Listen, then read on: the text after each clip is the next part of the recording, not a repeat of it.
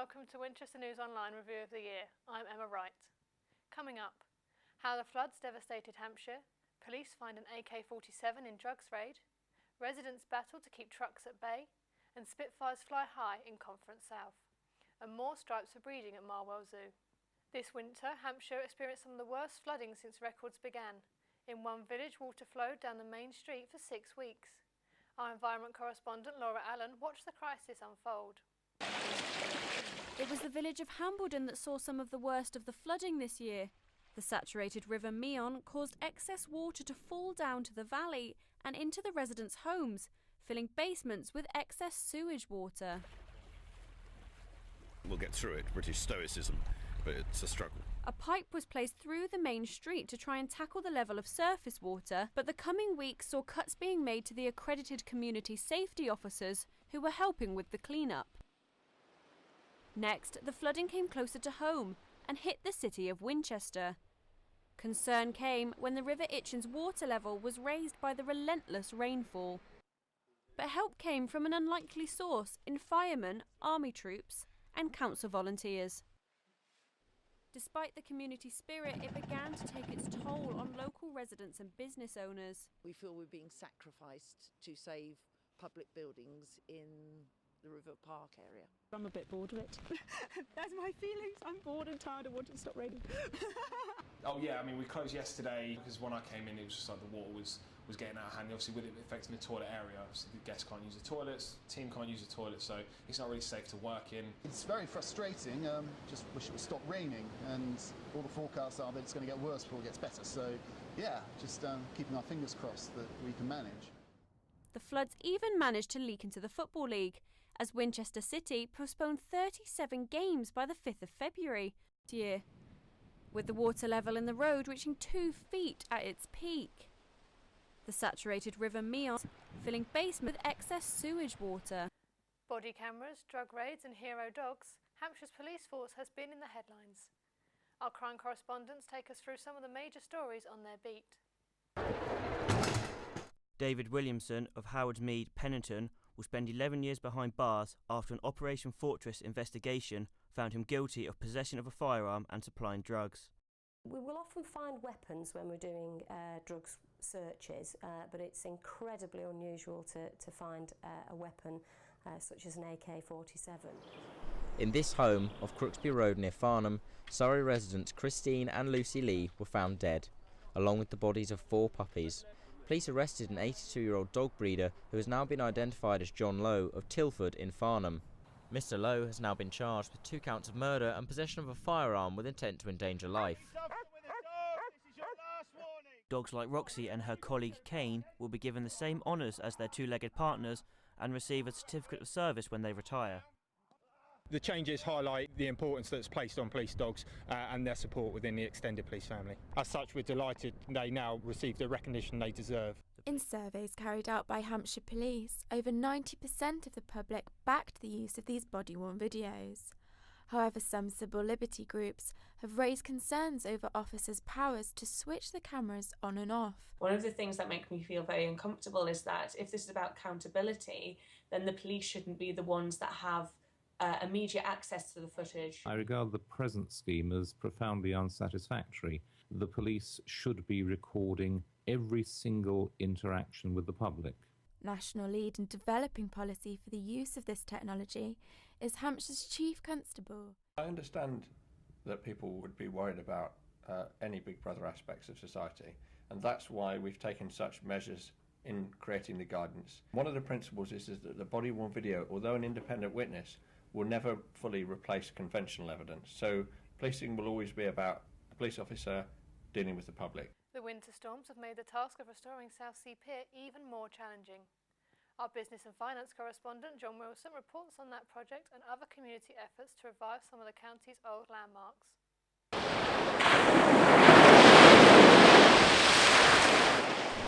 Southsea Pier, closed since 2012 and battered by the recent bad weather, finds itself at the centre of another storm. I've been talking to 2 potential owners of the pier, both of whom want to invest in it, both of whom want to make it a pier again, with public access and things happening on it, both of whom think they can make this work as a business. I visualise thousands of local people here for a fantastic party, a real celebration, a community celebration. Sun or snow, customers came to a pub where people knew their name. But cheers hasn't been said at the Fox and Hounds since its closure in 2012. To have the pub taken away, it meant that anyone, if you wanted to go out now, you've got to drive, which was ridiculous in this day and age. So we decided we would like to save our pub. It's one thing for people to moan that their pub is closed, but it's an entirely different matter when people put their hands in their pockets and contribute money. Winchester City are top of the league, and if their good form continues, they'll move up a division. The team is clearly good enough to play in the higher league, but the ground isn't. Last week we have appointed a full-time commercial manager. Her name is Jane Carley, and she'll be responsible for fundraising, organising events. George Osborne delivered the budget this spring. There was mixed reaction in Canary Wharf to a speech that set the clock ticking on next year's election. Here in the heart of the city's financial system, there's been a very much mixed reaction to George Osborne's fifth budget. I think he's been helped by general economic recovery. I don't think he's necessarily been instrumental in making those changes. I think he's done a fantastic job, but he'll never get any praise for it, will he? I think in terms of social conscience, he's not been too wonderful. In terms of the general state of the country's finances, I think he's come out rather better than most people expected. Certainly he's done better than I expected. I really have no interest in it whatsoever. It just seems that with each year that goes past, you're given something and equal or more is taken away from you. People don't feel that they have money, so they're not willing to spend. So I don't think he has really done his job. I think he's done a reasonably good job based on kind of limiting factors around the economy and trying to pay off all of the government debt. I don't think taxes are necessarily going down, so in that sense I don't think it's as successful as it could have been. So I'm not too optimistic about it. As ever, the budget is a highly political event where votes count just as much as cash. Whatever the aftermath of today, the clock is now ticking towards the 2015 general election. Ravina Gatura, Winchester News Online, Canary Wharf. Straight after the budget speech, two local MPs gave their reaction to winol's John Wilson. This year, Winol breathed new life into coverage of health stories. Health correspondent Zina Al-Abadi had her finger on the pulse of the county. We put one hand there, another hand over the top. Last year, South Central Ambulance Service launched the UK's first defibrillator finding app, showing where your nearest heart-starting equipment is located. If somebody has a cardiac arrest out in the community, the chance of survival is about 2%. And that's woefully low. In this country, it's going to be absolutely invaluable, and I have no question that it will save lives. Paramedics since have expressed in reports that awareness has been raised, but there is still much more to be done. In February, there was another UK first as data was released, revealing the most obese places in Britain. Gosport weighed in as 6th fattest on the list. I think we're getting the message out to people that actually this can be life-threatening and it can affect your future. So more recently, Southampton has been recognised as the only centre of excellence in the world for allergies and asthma this year. The research will help sufferers not only in Hampshire but worldwide. This is a proud moment for Southampton, and this is really contribution from all my colleagues, and I'm really grateful to them and to our patients. Winol's education coverage has been dominated by strikes. Education correspondent Lucy Wilson was never far from the picket line. What do we want? When do we want it? University staff all over the UK have been striking on and off since the beginning of the year after news that they will receive a 1% pay rise. It might sound like good news, however, in comparison to the University Vice-Chancellor's pay, which averaged at 5%, lecturers and staff felt the pay was unfair. This led to months of random 2-hour strikes, which meant students missed out on lectures. The first of the strikes was on Thursday the 23rd of January, followed by another strike 5 days later. While staff refused to give in, many were concerned about where the anger was being directed. The Deputy Vice-Chancellor of the University of Winchester, Elizabeth Stewart, told us it was unfair as it only affects students. As UCU members at the University of Winchester received unsatisfactory responses to their strike action, they proposed a vote of no confidence in the Vice-Chancellor, Joy Carter, on the 5th of February. On top of this, talks of the possibility of a marking boycott began. The last strike was on Monday, the 10th of February. We've got to get this pay situation sorted out so that the ones at the top don't keep getting so much more than everybody else. We're going to keep fighting. I think the decision to withhold marks from students would be an extremely serious one. I think that we'd have to consider how we responded very carefully. Although meeting next week to discuss it, the UCU branch are working on the basis that the marking boycott will go ahead as planned from April 28th. Lucy Wilson, Winchester News Online. Lanes, trucks and automobiles, Hampshire has experienced quite a few transport changes over the year. Transport correspondent Megan Fisher has the details. Southampton cyclists hit out against claims the new Saltmarsh Junction is safer than the original layout. The Eastern Cycle route has been put into place as 7 cyclists have been hit in the past 3 years. I think it is much safer for cyclists now because the original arrangement had the cyclists running across lanes of traffic and effectively the accident rate there was significant, and we think it was people were not using the bridge for cycling because of the arrangement at the end of it. Firefighters at Romsey have been issued with a new truck to help them respond to emergencies quicker. The new equipment is used to tackle toxic spills and dangerous chemicals. Alresford residents petitioned against HGV traffic going through the town last month. The trucked-off petition was 2,000 signatures strong, and campaigners are waiting on Hampshire County Council's decision. Is blighting people's lives. It's a real growing problem for the whole of the town, not just people who live down here by the medieval bridge. County councillors have given 20-mile-per-hour zones the green light in Winol, Highcliffe and Stanmore. The new speed limits are expected to be in place by spring of this year. Mile an hour I quite agree with, but who's going to stick to it? Because they don't stick with 30 mile an hour. With the Chancellor's large investment into roads in the 2014 budget, motorists are hoping for more change. Megan Fisher, Winchester News Online. Now in sport, over to our reporter Ravina Gatura at the Silver Lake Stadium, home to title challengers Eastleigh FC. With the season coming to a dramatic close, Eastleigh are in contention to win the Conference South. We take a look back at how the Spitfires have fared in the new year.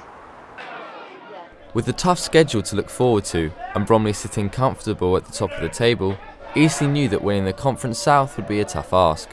Craig McAllister gave the home side the perfect start, scoring early on. December's Player of the Month Ben Strevens then doubled the Spitfires' lead before Gosport substitute Dan Woodward gave the visitors a late consolation.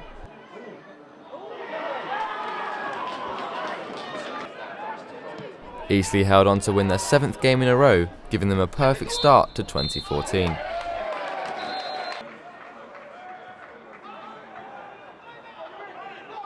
Reece Tyson Lazaris opened the scoring for Maidenhead in a match which tested Eastleigh's character.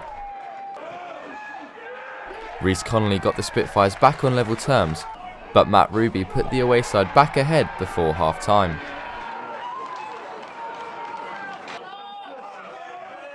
Stuart Fleetwood equalised soon after the break, and Ben Strevens' dramatic late-minute winner saw Eastleigh snatch a valuable 3 points.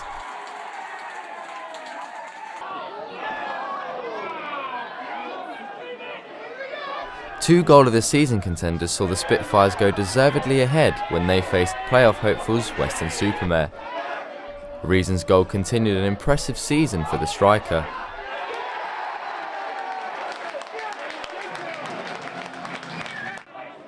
Chaz Hemmings gave Weston a route back into the game with 20 minutes left.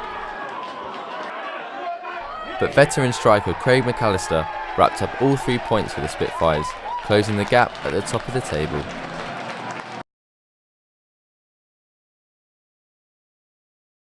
Ben Wright's effort was an early sign of what would be a tough game for the Spitfires at home to Chelmsford City. Reece Connolly eventually headed the home side into the lead on the stroke of half-time, meeting Stuart Fleetwood's corner.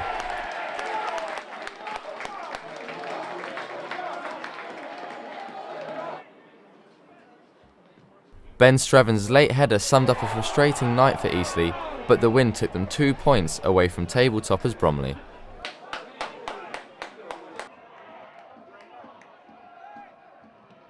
Craig McAllister opened the scoring for the Spitfires when he met Michael Green's cross, scoring his 12th goal of the season. Soon after the opening goal, the visitors went down to 10 men when defender Jordan Brown was shown a straight red for his tackle on Dan Spence. Anthony Church equalised for Stortford before Salisbury loanee Ben Wright regained a deserved Eastleigh lead. The away side were then awarded a controversial penalty, and captain Rhys Prestridge gave the 10 men an unlikely equaliser. Ben Wright once again restored the home side's lead, and he completed his hat-trick soon after. Eastleigh manager Richard Hill spoke to Winol after the game. Being top of the league now means nothing if we're not top of the league at the end of the season. Our fans were great today, our fans have been great all season. From the first game of the season.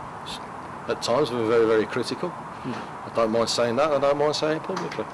But they're critical because they want us to do well, not because they just want to come here and watch us play every week. Eastleigh are now top of the table, where they sit 2 points ahead of Bromley with 2 games in hand over the Londoners.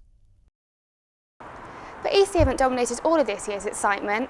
Southampton's very own Billy Morgan competed at the Sochi Winter Olympics, and we went to see where it all began. Southampton's Billy Morgan was the first snowboarder in the world to land a triple backside rodeo.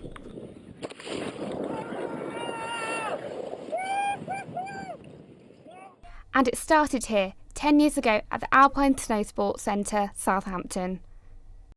Billy's profile has obviously gone through the roof in the last year or so, ever since he did the triple rodeo that went viral on YouTube, and people like the fact that they're on the same turf that he used to train on, and so people get a bit starstruck by it. So yeah, it's really good that he's associated with the slope. Last year, these ski slopes were virtually empty, but since the success of Jenny Jones and Southampton's Billy Morgan in this year's Winter Olympics, people are eager to get on these slopes and give it a go. This year it's absolutely skyrocketed. We've had bookings through the roof, we've had to put more sessions on, double up on sessions, get more instructors in, it's been crazy. Billy narrowly missed out on a medal in Sochi, but his chances at the US Open look promising. Ravina Gatora, Winchester News Online, Southampton. That's all from sports, back to the studio. Thanks, Ravina. And now to wildlife. Baby zebra Luna was born at Marwell Zoo. Sparsholt College bred a rare tenrex species, and Steve the sturgeon swam a mile from his Romsey home during the floods. These were just some of the stories covered by environment correspondents. Luna, a Hartman's Mountain zebra, joined the Marvel family last October as the firstborn at the zoo for 16 years. There are currently around 8,300 Hartman's Mountain zebras in the wild, and with numbers in decline, the birth of the foal was a very special event. Sparsholt College is the first to successfully breed the Highland Streak tenrec here in the UK. Against the odds, 3 baby tenrecs came into this world towards the end of last year, bumping Sparsholt's collection up to a total of 9 animals and encouraging them to look into developing a breeding program.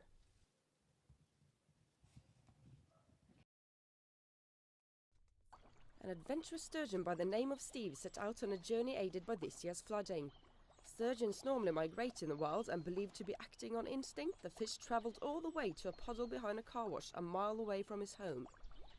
He was rescued and returned to his pond at Romsey Worlds of Water after 2 weeks on the loose. Now we take a look at the amazing work our features team have produced. Literature, music or fashion, we cover your passion. Lucy Britt takes us through our excellent videos, reviews and interviews. Our features team have seriously stepped up their game, creating individual columns to showcase innovative and edgy projects. We have everything from music and beauty to politics and reviews, blogs, videos and debates, all found on the front page of winol. Our fashion team blagged their way into catwalk shows at London Fashion Week. And puckered up with our favourite lipsticks for Valentine's Day.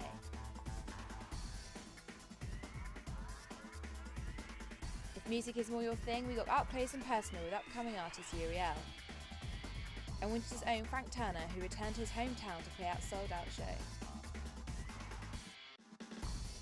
Our politics column kept us up to date with party opinion on campus, also giving us a glimpse at the funny side of politics. That's all from Winchester News Online this year, but for more award-winning news, sports and features, log on to winol.co.uk. Goodbye.